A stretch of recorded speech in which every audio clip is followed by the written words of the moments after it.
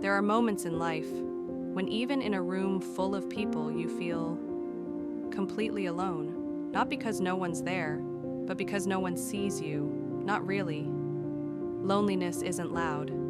It doesn't knock on your door screaming. It sits silently beside you. In the chair across the room, in the bed next to yours, in the mirror, it wears your face, smiles when you're around others, and whispers when the lights go off. No one understands you. We scroll endlessly.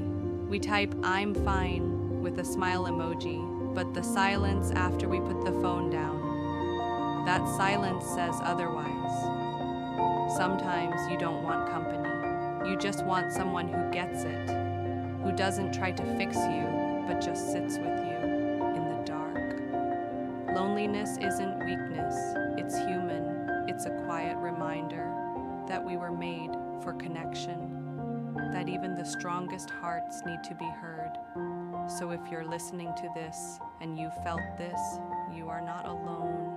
This world is loud, but I promise, someone out there is quietly searching for the sound of you. Loneliness speaks in silence, but you are still here.